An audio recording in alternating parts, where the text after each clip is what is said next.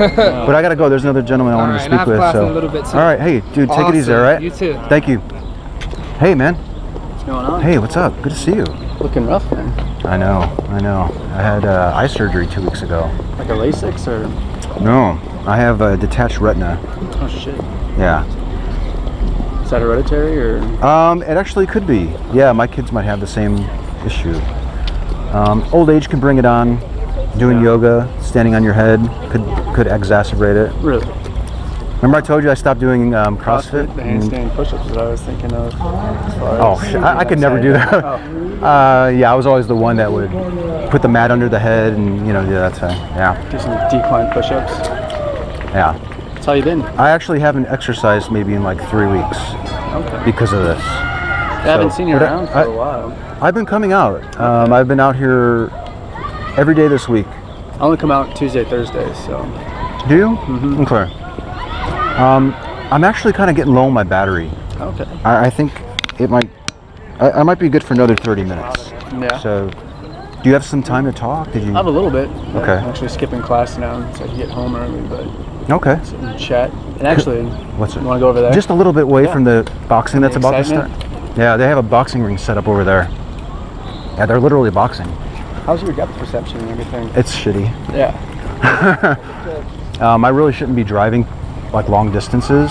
Yeah, I'm sure and this is sort of the limit of where I should be driving. So, do you know what time it is? I left my phone at home. It is 12:10. Okay. All right, this is perfect actually. And I'll just stand here to get the noise behind me. So, thank you for meeting with me again. Yeah. I enjoy my talks with you. Good. Do you enjoy them? I do. Otherwise, I'd walk the other way around to avoid seeing you. I had a conversation that was Miguel. Okay. It was my second time talking with him. All right. So, yeah. His views pretty similar as far as? Initially, no, they were quite different, but there's a little bit of a parallel starting with our conversation and his, where we were just starting to talk about the reliability of faith. Mm-hmm. The evidence factor. Yeah, like, how can the faith that he's using or you maybe are using any different than somebody believing in life on Mars or Loch Ness Monster and that type of stuff? I think it all can be relatively the same. I think what you're using your faith for, I think, is what differentiates between the Loch Ness, Mars, Sasquatch. I think a lot of people use their faith as a healing, or they can use their faith as filling that internal gap or void they have, versus I don't think anyone's searching for the Loch Ness Monster because they have some deep part of their soul missing and they feel left out. I don't think their main mission is to find it. Or if they lost someone close in their family, I don't think they're going to go find the Loch Ness Monster in order to make them feel better about losing somebody. But they might have the same faith and belief that it's still out there, but I think it's two separate entities of the word itself. I was thinking that maybe you would come back with like the importance of it, right? Like, the importance of this belief to you is extremely high. I get the sense. The importance of somebody with the Loch Ness Monster might be here. The importance of somebody with a belief in life on Mars might be here. Yet, the process is still the same of being faith.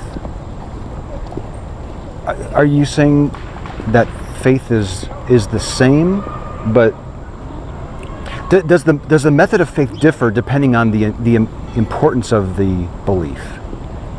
As far as getting to that belief, I don't know if it differs. Okay.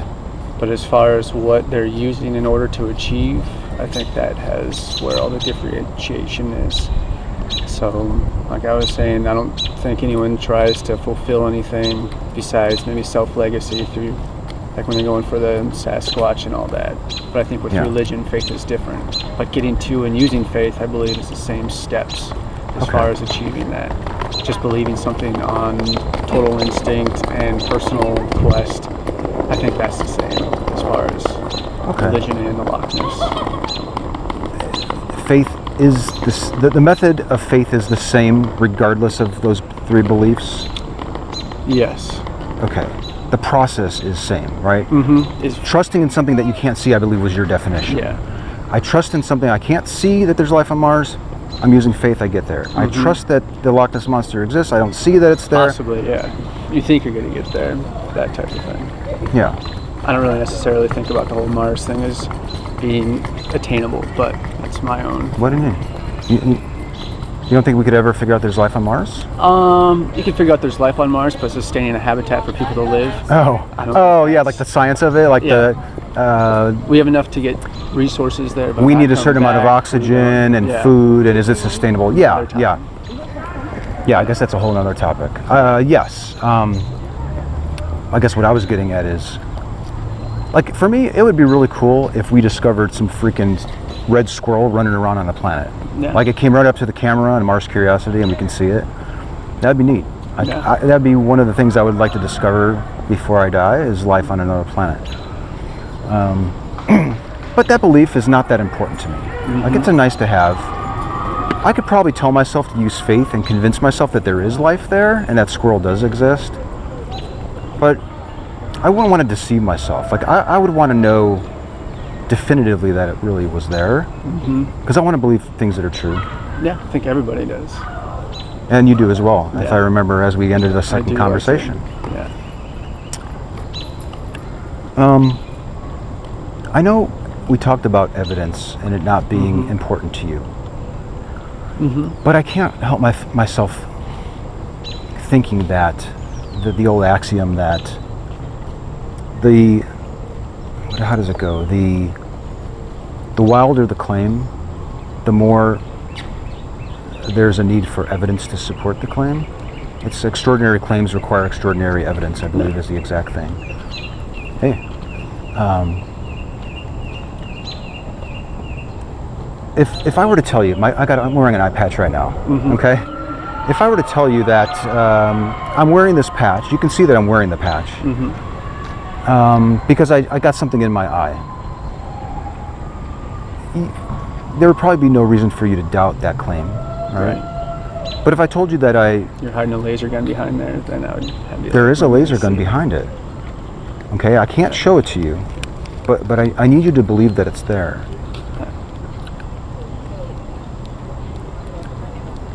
Could you use faith to conclude that I was really telling the truth and there really was a laser behind my eye? Well, maybe if there was a bunch of stories and books written about how you used your laser in the past, then I'd be maybe more convinced to believe that you actually had a laser. Okay. I think there actually might be some comic books about people that do have lasers in their eyes, and I think Superman maybe. So I could probably supply you with that. Yeah. That was the thing about the whole evidence thing, and I was talking to my dad about it. Yeah. Recently, one of my classmates lost her daughter in a drowning accident. She slipped on some rocks, and she was 8 years old. And we live in a small community back at home. She had her baby there of a few months, and then her 2 other kids. And so she couldn't really do anything where the headwaters were, sort of sucked her down, and they still haven't found the body. It's about to be flood season up there, so they've given up the search, and now it's sort of see where it goes, see if they'll ever find it. That family, I mean, great family, lost huge loss in their life. They're huge believers of God. They would love closure. They're angry, but they still believe, they still pray, and they know that God's holding them tight as a family together and just keeping them in his palms to keep their family sane.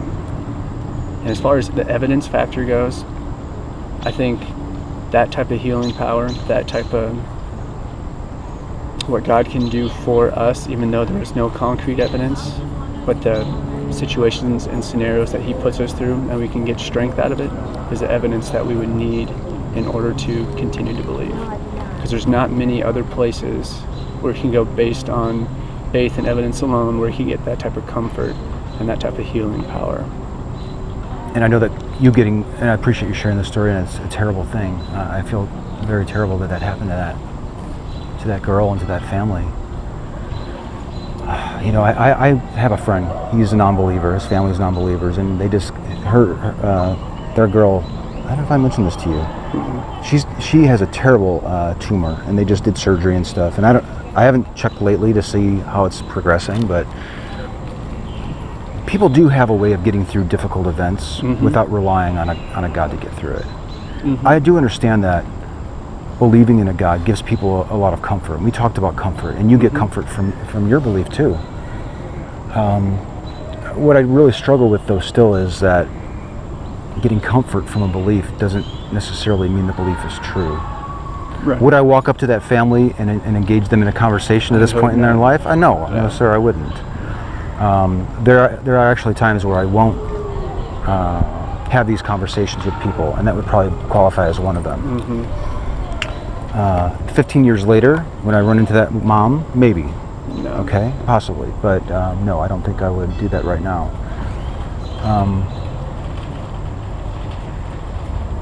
You were getting comfort from this belief. Mm-hmm. And I remember you saying that the only way that you would really know that it was true was until you died. Yeah. But I've been watching the videos, okay? And I was like, I don't know why I didn't mention this before. That if the belief isn't true and you don't have this extra life when you die, you really wouldn't discover that you were right or wrong. You mean what do you mean next life? As far This as this life that you believe that you'll have, where you can actually look back and see if you were right or wrong. Well, that well, I'll instance. know between heaven and hell is, or you might not go to heaven, you might not go to hell, you might go to some other crazy thing where there was another religion out there. If it works that way, I guess what I'm or you getting might be is. reincarnated, you might. Yeah, who knows? Yeah, if you're lucky. Or, But there's another alternative that I wanted to remind you of, and you probably are aware of it, but I just feel obligated to mention it, that we could possibly die and then that's it. yeah. Okay, so you could possibly go the rest of your life going on faith, hoping that it's true, all right? Believing in something that you can't see gives you a tremendous sense of comfort, recognizing that other people use the same method for a variety of other beliefs, Yeah. that you could possibly die, and that could be it, and you would never discover if you were mistaken. Yeah. I think in my belief that God has us programmed the way we are because we don't settle for something like that. As far as, I'm going to give you a job, you're 15 years old, I'm going to pay you $15 an hour, you're going to work 40 hours a week. You're like, oh sweet, sounds good, but you're going to stay working for me forever and you're never going to get a raise. Tell me about your proficiency level from when you first started to where you ended. So we as people, the way we're created, we can't just do the same thing over and over and expect the same thing. I mean, it's insanity, is I think the actual definition, but I think we're programmed to know that there's something else to shoot for, strive for, whether it's religion or whether it's just working or relationships. Okay. So that's why I mean, you could be right, or that theory could be right, but I don't put 2 cents on it.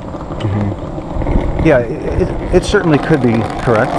Your belief could be correct.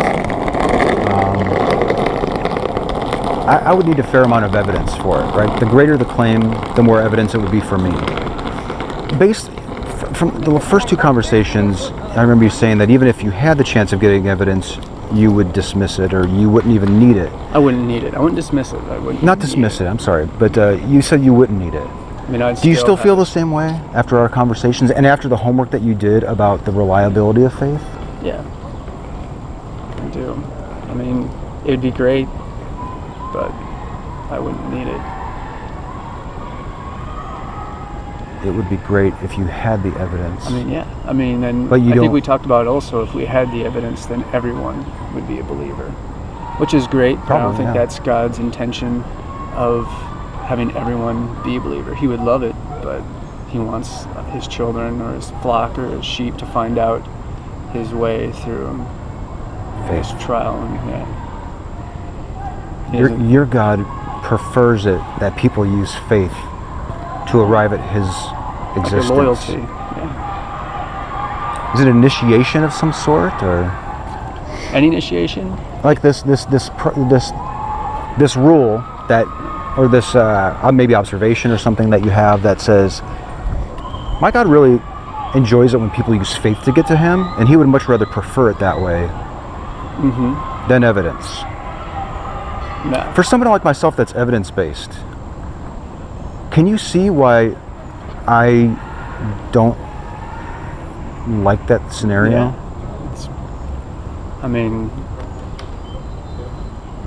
even the part that you put so much into this, I think still is the Holy Spirit working through you, and I think it's just going to strengthen whatever way you go or choose.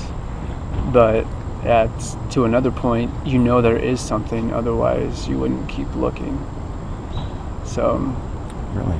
I mean, if you believed or even thought that you die and then that's it, and then there's no more life, I don't think you'd be pursuing and having this much effort into trying to find a reason to believe in something. That's not really true. I would be extremely happy if anything from these conversations, this could be our last one, I don't know, if you lessened your confidence in the reliability of faith. If nothing else but that happened, I would be happy with that. No. That's really my discovering truth, and that would be nice, sure. But if I can help you from this epistemic situation that you put yourself in, this situation where you're believing in something based on faith, I would be very happy if you might see that faith is not all that reliable. No. Okay? You know, I'm not doing this because I harbor some sort of deep-seated belief that what you're saying is true. Okay? You can assert it and you can think it, but I'm telling you that that's not the case. Okay? I'm not rebelling against your God. I am willing to believe in your God if it could be shown that it truly exists. Okay? Yeah. And for me, it's evidence for me. Okay? Faith is down here for me, and evidence is like up here. For you, you're Opposite. Yeah. It's tough to switch for me, or tough to even think that I should even consider to drop my faith and be more evidence-based. Yeah. If I told you that I got a new dog yesterday, okay? Would you believe me? Yeah. Okay. If I told you that I had an invisible 500-pound dragon, I got it yesterday, would you believe me? Not at all. Why? Well, like you said earlier, the bigger the claim, the more evidence you're going to need. Okay. If I told you, Wally, you really just need to take it on faith that I do have the dragon. All right, it's 500 pounds, and there's a special scale. It doesn't, you can't see the scale or anything, but if we were to put the dragon on the scale, we would know the weight of it. I can invite you over and you can look at the dragon, and you won't be able to see it, but you'd be able to meet it and you can talk to it. It wouldn't talk back, and you wouldn't be able to really detect it in any way. I'd probably say you're a little crazy and ask you if you've been taking your medication and all that kind of stuff. Okay. And I see the analogies and everything. I mean, it's... How is it different? Because your dragon's not going to get me somewhere that I believe in. Your dragon's not going to better mankind to giving them a purpose to It's a pretty live. powerful dragon. Yeah. I mean, you can It's pretty your powerful. dragon is everything. I mean, it's always been and really controls pretty much everything. Mission, so it is capable of doing those things. And if you did take it on faith, do you think you could conclude that it existed? Probably not.